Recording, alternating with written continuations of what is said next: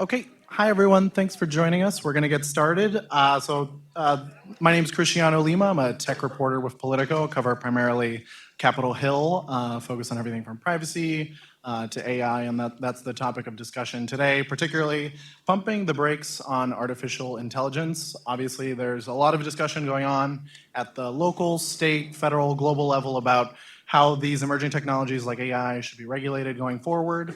The big question is what that should look like and what should policymakers in the US be looking at. So we're hoping to dig into some of that today. I have a great panel with me today to go through all of that. So joining us, we have Adam Thierer, who is a senior research fellow at the Mercatus Center. We have Svetlana Matt, who is senior counsel for Congressman Jerry McNerney. We have Brenda Leong, who's senior counsel and Director of Artificial Intelligence and Ethics for the Future of Privacy Forum. We have Ashkhen Kazaryan, who's Director of Civil Liberties and Legal Research Fellow at TechFreedom. And last but not least, Lindsay Gorman, who's a Fellow for Emerging Technologies at the Alliance for Securing Democracy. So a quick housekeeping note up top.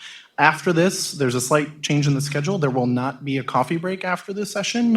Because of the congressional schedule, they've had to change some of the speaker lineups. So you will proceed immediately from this to the keynote with Congresswoman Susan DelBene, followed by the fireside chat with Jan Schakowsky, and then Lynn Parker will be having her session, and followed by that. So basically, the coffee break will be delayed until later, and you'll go straight into the reception. Okay, great. So I want to get us started. As I mentioned, there's a lot of debate at all levels about what regulations will look like. But I'm wondering, what do you all see as the biggest challenge that AI will pose for policymakers for the next 10 to 20 years? And perhaps we can just go down the line. Sure. Well, I think you start with the metaphysical question of what is AI and how we're going to define it. There are so many different types of potential policy issues or targets here for consideration that I think the primary challenge for policymakers in thinking about the governance of future emerging technologies, but especially artificial intelligence, is what is the nature of the beast and what are the actual serious harms that require immediate attention versus those that we can rely on other types of potential governance mechanisms to handle. Thank you so much for having me here today. So I think that AI presents so many great opportunities, thinking from the healthcare space to smart cities, and I think we can go on in terms of the many benefits that it presents. But at the same time, we want to make sure that we design policy in a way that we're also mitigating for the potential risks, so that folks that are already disadvantaged aren't further marginalized as a result of its impact. So it's really finding the balance of how we design policy in a way that we're both maximizing the opportunity and also minimizing the risk. So just to sort of reiterate what Adam said, I don't think AI is a thing that is going to pose challenges, because facial recognition is not the same as automated credit scoring, which is not the same as risk assessments for people in the criminal justice system. And each of those obviously carry very, very different risks and very, very different regulatory or policy needs. So I think the challenge, though, if we want to just generalize to say automated decision-making of some kind that has personal or legal significant consequences, is going to be just that, trying to understand what role automated decision-making can have, should have, and how to protect against all the things that we know of, like biases and training and those sorts of challenges for those systems, in contrast or in context of the fact that the systems we have now also already reflect many of those flaws, and can we do them better as we transition to some of those technologies? It's very hard when people go down the line and you're in the end, and like, I don't want to pretend that what they said, plus one of the biggest challenges that I see when I talk to policymakers is how little they understand of what AI is, how it works. I blame sci-fi culture, basically, and all the movies and Terminator and Arnold Schwarzenegger personally, for a lot of the discussion around AI stemming from a place of fear. And I think the biggest challenge is actually removing our decision-making and our feelings about AI from that place of fear and going into a more rational space where you can evaluate potential risks, real harms that can happen from any of the gazillion technologies that AI is, and then going into decision-making from there. I think I maybe come at it from a slightly different but congruent perspective. And I really think that the largest challenge that policymakers, specifically in democracies, will face over the next 20, 30 years, and though I would add that the decisions we make today will have reverberations over that time period, is how democracies successfully compete in an era where economic productivity, military innovation, and societal resilience are dependent on a technology where authoritarian regimes may actually have some advantages. And I'm happy to go into those dynamics in a little more depth around privacy and around data and around explainability. But this is a set of technologies and innovations that, like many innovations before it, has the potential to really reshape the geopolitical balance. And if we don't get some of these questions right and soon, that I worry that that balance will be shaped in a way that is not favorable to democracies and democratic institutions. So something we heard earlier today from Congressman Will Hurd was that there are existing laws on the books that can address some of these issues that you all brought up. He cited the instance of anti-discrimination laws. That's something that could be applied. But I'm wondering, to what extent and where do you see that existing laws can account for some of these concerns, and where are there gaps where regulation, particularly at the federal level, hasn't caught up yet? And Adam, if you want to. Sure, I'll be brief and then pass it along to my colleagues. There's obviously a rich mosaic of laws that already apply to artificial intelligence, machine learning, robotics, and other things, but it's very context specific. You almost have to go drill down by technology, application, or agency. But for example, with the Trump administration's, I know you're going to probably talk about this, but the Trump administration's guidance for regulating AI that came out a few weeks ago, why did that come out? It came out because there's already a lot of agencies that do have oversight powers over artificial intelligence applications. The Food and Drug Administration can regulate various types of algorithms that are related to medical devices or drugs. The FAA can regulate autonomous systems that fly through the air that we call drones. NHTSA, the National Highway Traffic Safety Administration, can regulate various applications associated with driverless cars. You can get into this in fintech, you can get into this in many other contexts. The point is, we already have quite a few laws that we can inventory and say, like, these are potentially applicable. The question is I think your second part of your question asked was, like, where are those other gaps? And maybe that's the best place to hand it over to my colleagues on the panel. I think that when it comes to the existing laws, a key question is whether or not we have the tools to enforce them today. And because there's a lack of explainability when it comes to AI, I think a lot of folks have concerns about that. But additionally, I think there's definitely a space for some sort of guidance or framework to be created for as AI is developed, how technologists are going about assessing data sets for potential biases, what are the guidelines in place and what questions should you ask to test systems before they're launched right into the market, even after the fact, because there's machine learning going on over time. So I think that I think when it comes to enforcing potential, looking at the potential like unfair impacts of AI today and whether or not they have discriminatory impacts, there's a question of whether or not, that's something that's feasible given the fact of explainability. But I think that there's also ways in which we can get ahead of some of the challenges, like creating potential frameworks for how to address some of the challenges when it comes to biases, or for workforce, should we be doing more in terms of the policies that we create to help reskill and retrain the workforce, both for the jobs, the new opportunities that will be created and workers that might be impacted. So I think that we need to be doing more to get ahead of some of these challenges, and there's room for policy there. I think that it's important to remember there's a couple of different ways to think about the role and the purpose of laws, which is we can either legislate the technology or we can legislate to protect the underlying rights and values of our society. And I think that we've seen in the past that the better, more long-lasting laws tend to do the second. So we could legislate the technology itself, we could make rules about data sets and training and bias and things like that, or we could use current anti-discrimination laws that say you have to show that you don't have a disparate impact on protected classes.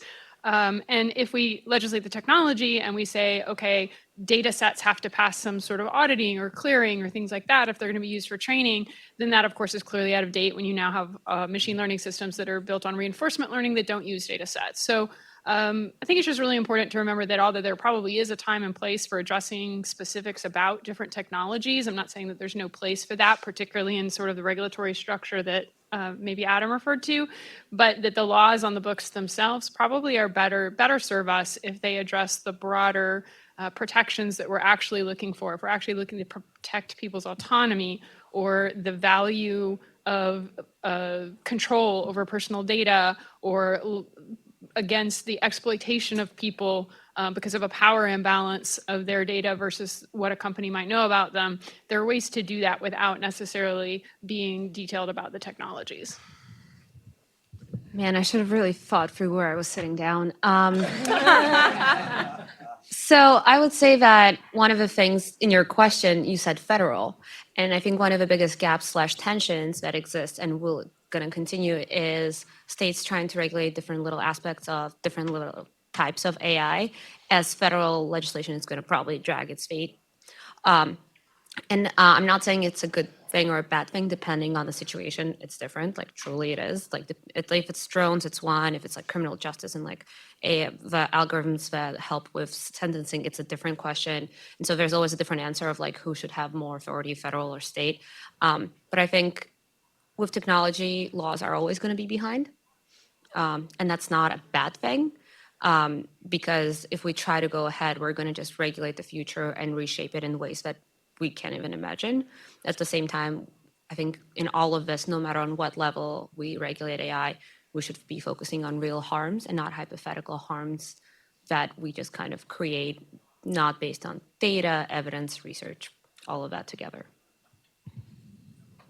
I will echo the placement sentiment, but a couple, I think, specific areas where laws or regulatory structures might be effective, particularly when it comes to the information space.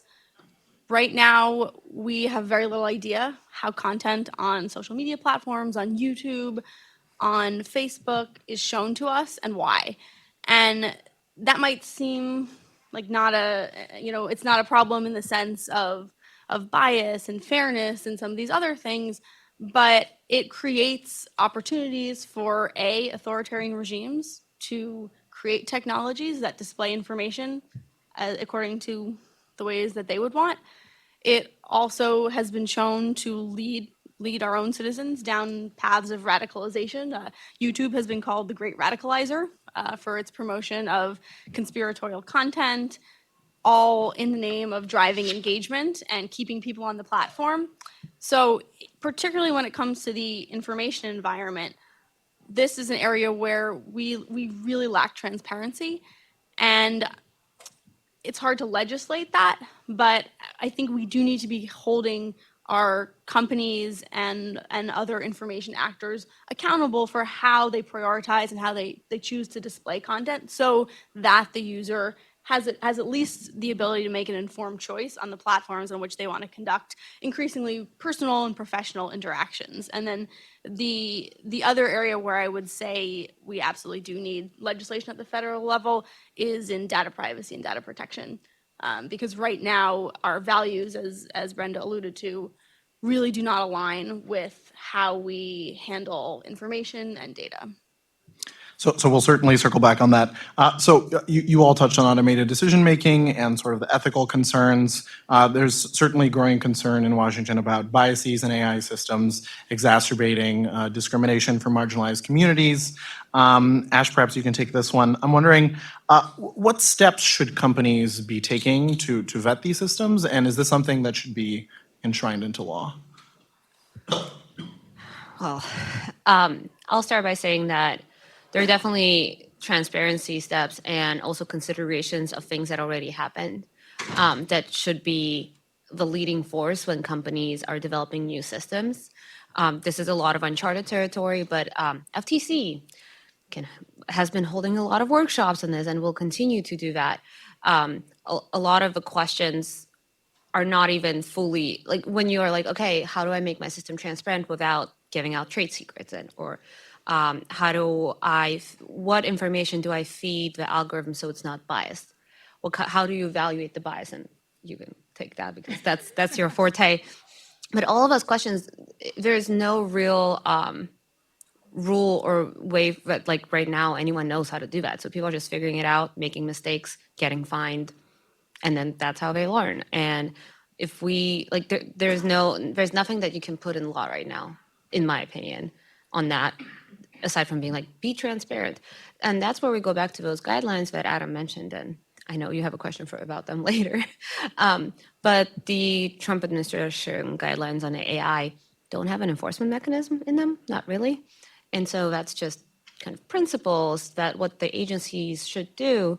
But then the agencies, even if they are, led by people appointed by the administration, they're also full of career bureaucrats who sometimes don't even agree with them and are not going to enforce them. And so that's just guidelines. They're just words that don't really have any teeth. So I'm glad you both brought up the issue of transparency. That's another thing that's often come up in this discussion. And Lindsay, I'm wondering if you could touch on this. So how do you see this issue that Ash raised between asking companies to disclose information about how they're vetting their systems, how accurate they might be, and balancing that between sort of the competitive aspects and in terms of proprietary aspects? Right. I mean, I don't think anyone wants these companies to open up their code and share their algorithms on that level. But I do think that there is some space to at least perform basic tests to show a freedom from bias. An analogy that I think is interesting and might be worth exploring is the financial services industry and the financial audits that they've set up. I wonder if you could do something similar with the tech industry, where the companies are putting forward their own information, and a potential regulator could audit that information accordingly. That would be sort of an intermediate way of not requiring companies to say, here's our algorithms, they're clearly free from bias, but also would hold some of that transparency and accountability in requiring companies to say, and particularly in the information space, but I think it applies more broadly, here's how our algorithms show content. Here are the metrics on which they operate. So that's one kind of framework that has interested me. But I also think that when it comes to actors from foreign governments whose values do not align with ours, transparency on ownership structure, transparency on how they take down information. I think we can be a little more heavy-handed in that domain, because right now it's just completely wide open. So a lot of these concerns about bias have fueled some of the attention, in particular on the federal government's and federal agencies' use of facial recognition technology. The House Oversight Committee has conducted 3 hearings in this Congress looking at the issue, and it's something that we've heard lawmakers saying that they'd like to legislate on. One particular proposal that has been floated by Congressman Jim Jordan and others has been placing a moratorium either on the use or on new funds for facial recognition technology at the federal level. But there are some groups that say that it should go even further and that it should be banned outright. And we've seen these proposals prop up at the local and state level as well. I'm wondering if you all could sort of weigh in. What are your thoughts on this idea that that technology is just not ready for prime time, as one lawmaker put it? Okay, I'm going to start, and this is going to be very controversial, so I'm sorry. Basically, I'm going to piss off everyone in this debate on both sides, so it's okay. A moratorium or a ban, me as a person who works in civil liberties every day, sounds great. You can't put the genie back in a bottle.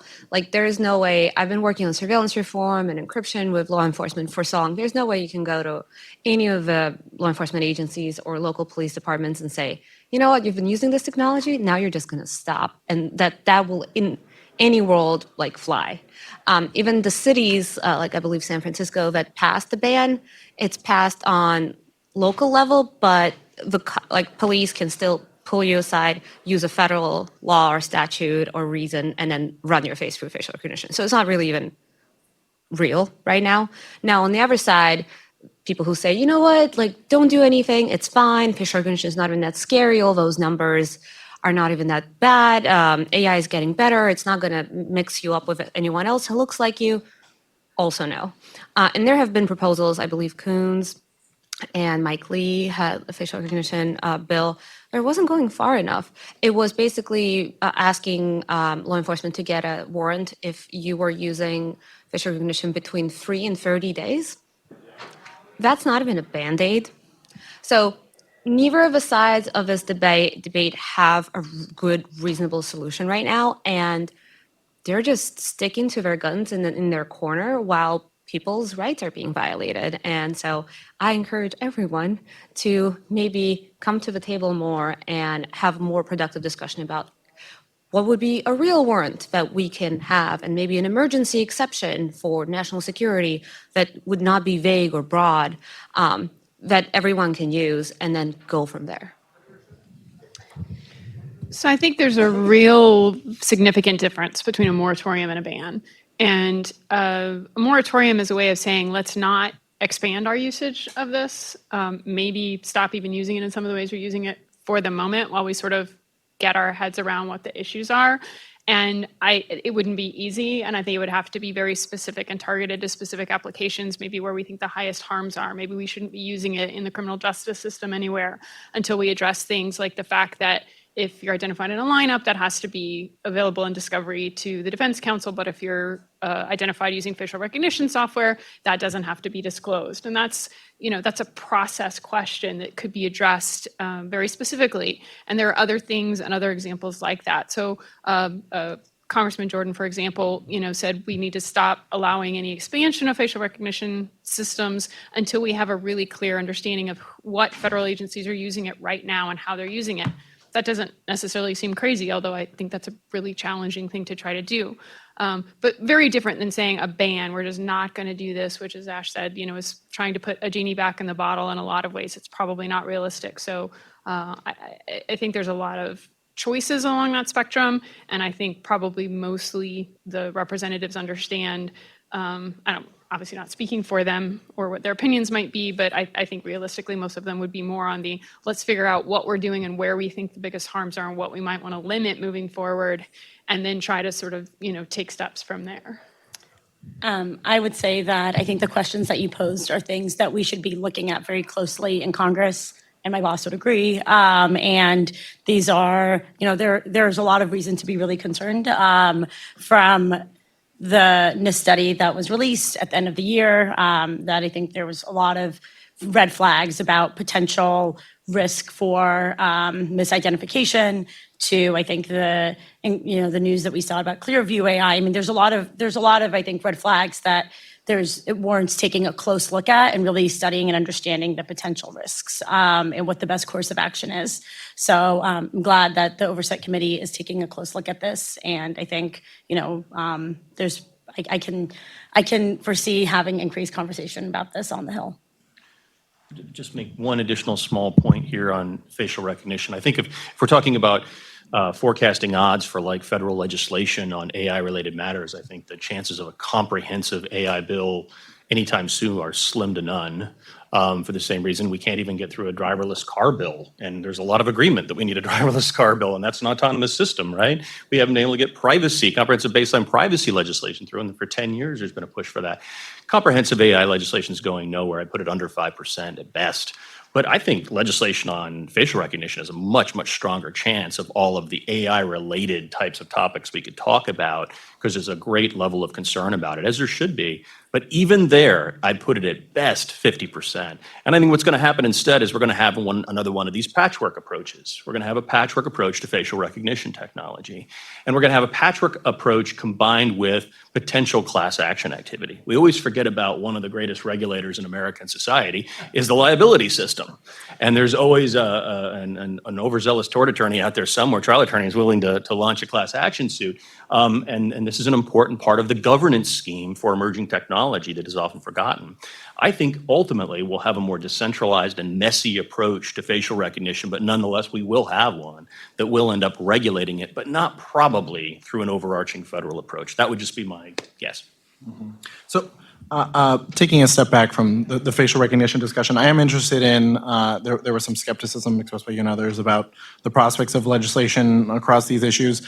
Where do you all see that there is room for bipartisan agreement across the spectrum of AI regulation legislation issues that we're discussing here, if you all want to go. You just heard my answer, which is not good, but that's because I'm skeptical that today Congress has become almost a non-actor for emerging technology policy in this country. I'm not saying that's a good thing or a bad thing. It's a thing. It's just a reality. And it's an uncomfortable one for many people who want some sort of legislation. But what ends up happening is the decentralized approach married up with sort of a backstop of FTC at the federal level with unfair and deceptive practices authority and the liability system. And then what hopefully we'll have a little time to talk about, a giant growth in so-called soft law. A huge body of emerging governance, ethical frameworks and governance frameworks for artificial intelligence at a global level. I've been trying to document that, but let's get back to the legislative part because I think that's more interesting. I would say the best bipartisan chances in a lot of, in general, technology questions is when there's more than one amendment active to a constitution. So let's say Fourth and Fifth Amendment. So what were you saying about using AI, facial recognition, when you do like basically electronic lineup, right? 90% of cases that had to disclose, there's a study that 90% of cases that had to disclose that they used that, they would just drop the case. That's how unreliable that technology is when they use it. So I think that's a pretty good start. Other things like even if you combine Second Amendment and Fourth Amendment, and I feel like a lot of people who love guns are not going to be happy about like AI facial recognition at like gun shows and things like that. So like every time you like think about an amendment at a group that would be pissed, combine it with facial recognition, and that's where you find bipartisanship. So I think that we're kind of also talking about AI and legislation in a pretty negative way. And I think that actually legislation here has a lot of opportunity to help, I think, increase and scale the adoption in AI. And so my boss, Congressman McNerney, has a piece of legislation, the AI and Government Act, that would put the federal government on a path forward to increase AI adoption throughout the government in a smart and responsible way. It's a piece of legislation that was reported favorably out of the Senate Hizgat Committee and out of House Oversight. It's a bipartisan and bicameral piece of legislation. So I think that that's a great example. It's about government adoption of AI, but I still think that it's one example of something that we're seeing moving forward in Congress. And I think that there are other places where through, what Congress can do to help incentivize R&D and what kind of federal R&D investments can be made in this space. Or thinking about even in the bias space. I mean, is there potential for? I don't think it's all about just are we just going to clamp down and regulate AI? I think there's opportunities where government can serve a role in helping to bring industry with the public sector together to put out some sort of framework or guidance. I don't think it's all about whether something is mandatory or not. There's a space in between that legislation can play a role. And I think that you're seeing an increasing, a number of members get interested in AI on the Hill. And my boss co-chairs the House AI caucus, and we're seeing a lot of members really engage on that. So I don't think it's all negative, and I don't think it's all about regulating AI and in a way that's just going to hinder innovation. I think regulation or I think policy can play a really significant role in helping to scale the adoption. So the one area on Capitol Hill where there is a true emerging bipartisan consensus with the possibility to move in the short term is around China. Democrats, Republicans are increasingly understanding the threat that China poses and China as a competitor in the technology realm and specifically using artificial intelligence. So does that mean we're going to have comprehensive AI legislation having to do with China? Probably not. But what that does mean is that as members and senators start to recognize this threat, the pieces of the problem that do involve artificial intelligence, and I think a lot of those are around data. I have hope that some of them, a very small subset of them, but some of them may get addressed. So things like cybersecurity for the Internet of Things. I didn't mention AI in that sentence, but if we want to be able to protect our own citizens' data from being used for authoritarian purposes, from China is very interested in the United States healthcare sector.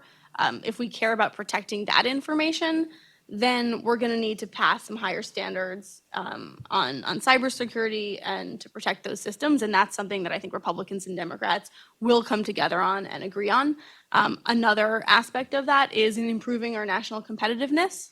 If you think you have a near peer adversary, that's something you want to invest in. So R&D investments in AI-related technologies, which might include facial recognition, I think we'll have bipartisan support. So I want to turn to some of you have mentioned the debate over data privacy, which is obviously something that's a big focus here and in Washington. There has been at least one piece of legislation that I'm aware of that tackles specifically privacy and facial recognition introduced by Senators Blunt and Senator Schatz. But I'm wondering sort of more broadly, how does this debate over AI, how does this fit into the debate over privacy legislation? To what extent should that be incorporated in a comprehensive framework? What issues should be dealt with separately? Brenda, perhaps you can weigh in on this.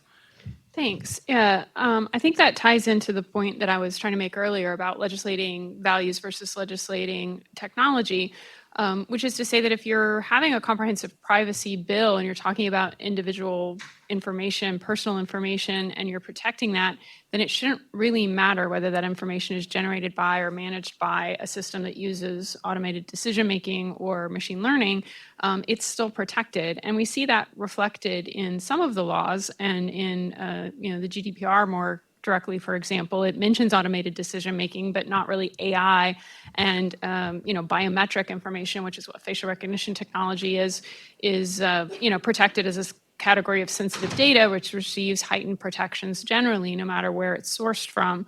So that's certainly one approach. And then we see things like the Washington State bill, where there's a comprehensive privacy law written and in play, but then there's a section at the end specifically devoted to facial recognition because for whatever reason, the perception was that was necessary, that it wasn't sufficiently protected by the comprehensive privacy law that it was attached to, or that just for public-facing reasons it seemed more advisable to address it specifically. I personally in FBF think that the comprehensive protections are the better way to go on that. So privacy is protected at the level that we want for consumers in commercial relationships, for citizens in government applications, and whatever the other context might be, versus saying that facial recognition is the specific threat. So if your concern is about public surveillance of people, then just protecting by limiting or banning or controlling facial recognition doesn't entirely address that, as we saw in December in the reporting by the New York Times. The level of detail available already from location tracking on our personal devices is beyond what many people, even technologists and privacy advocates and other people in the space, really realize in terms of the level of inference that can be drawn and the amount of personal data that can be both explicitly pulled and inferred from the data that's already available. So banning facial recognition technology wouldn't help that at all. So if we focus too much on one particular system, we may lose the overall actual protections that we want. So I do want to touch on the recent AI policy principles that we saw unveiled by the Trump administration. We've heard from some industry leaders and some policymakers that there needs to be greater investment in terms of fostering innovation in these areas. I'm wondering if you all could sort of assess the administration's efforts on this issue. Svetlana, perhaps you could take this. I'm glad that this is an area that they're looking at, but I think that their efforts don't really rise to the level of having bold leadership in this space. And, I think that for the United States to really lead the way on this, we're not seeing the bold investments that we should be seeing in reskilling and retraining workers for the new opportunities that will be created, as well as helping folks transition to new opportunities from, that are potentially impacted by automation and AI.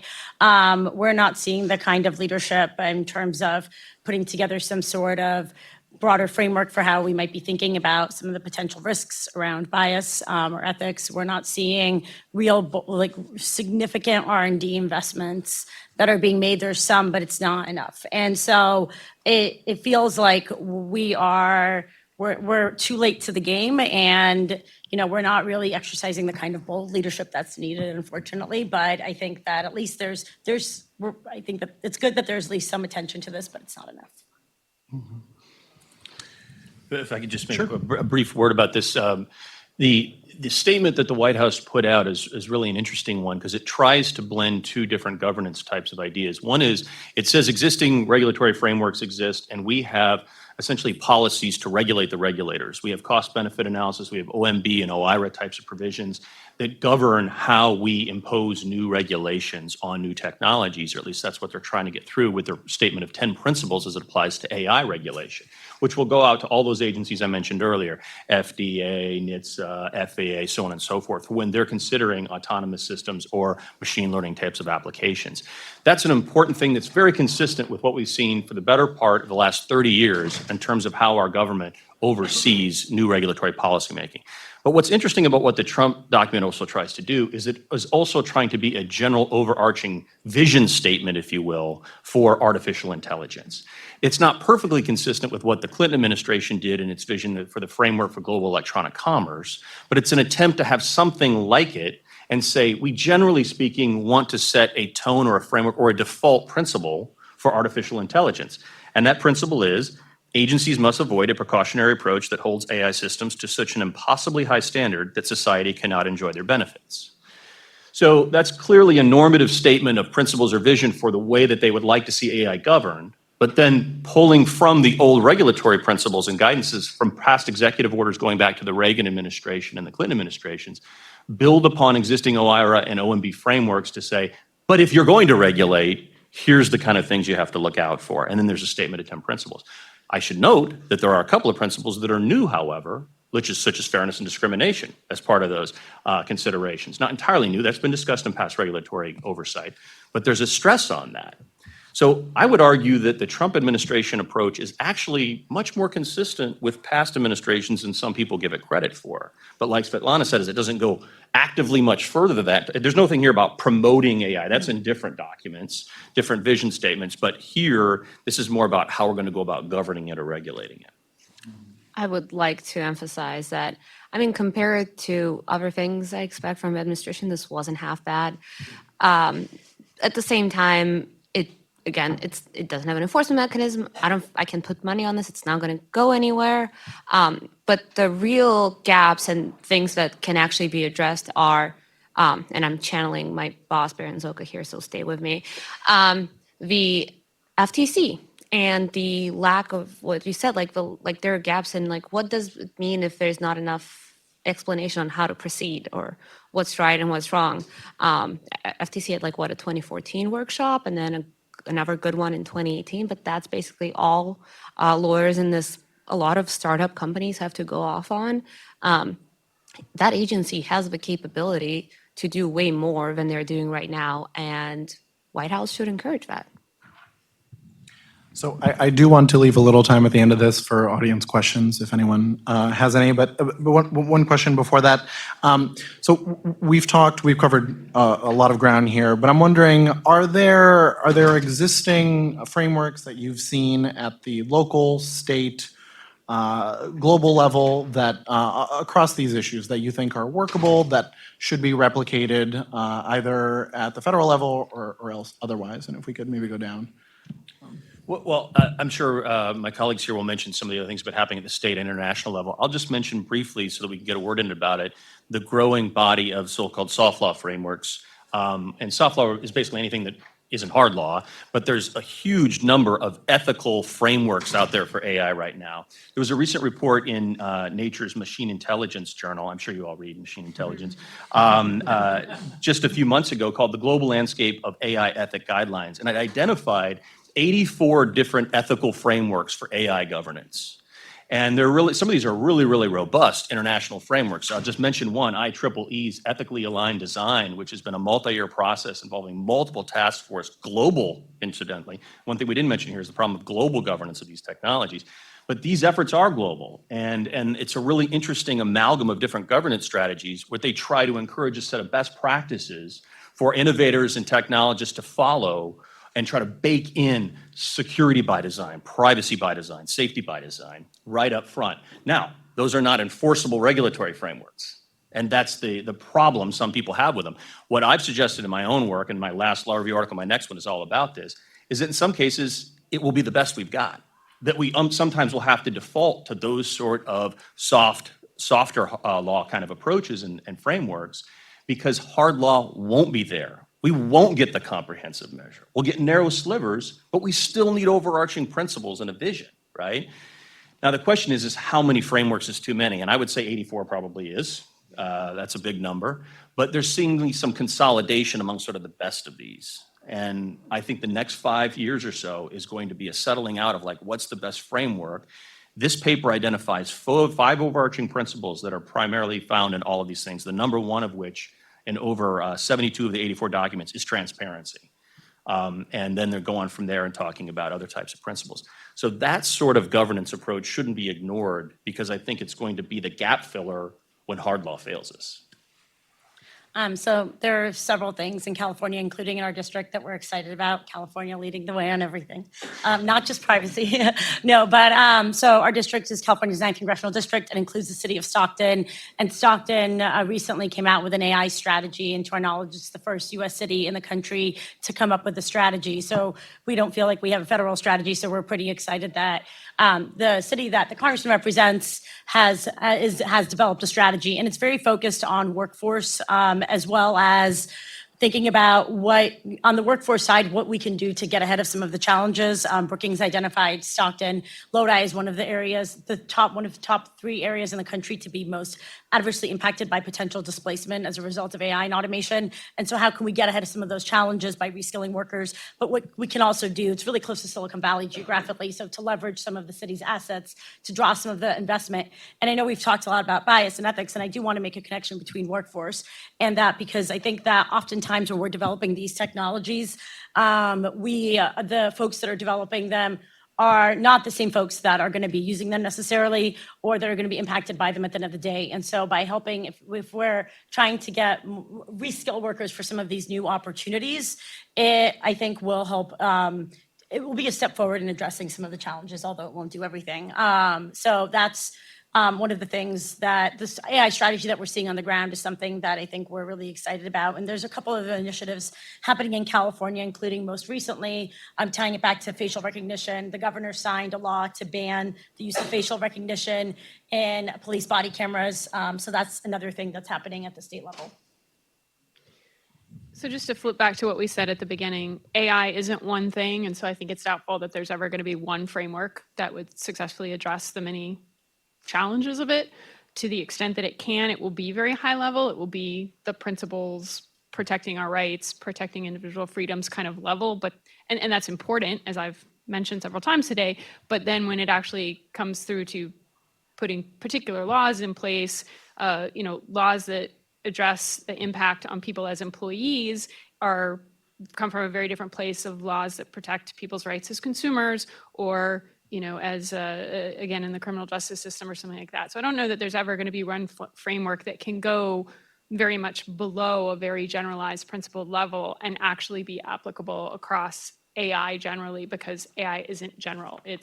It's unique to context, and it's specific to impact on people and individuals and infrastructure and other things where there may not even be personal data or personal impacts involved in the same way at all, in terms of safety or environmental or other impacts and things like that are going to need a very different approach.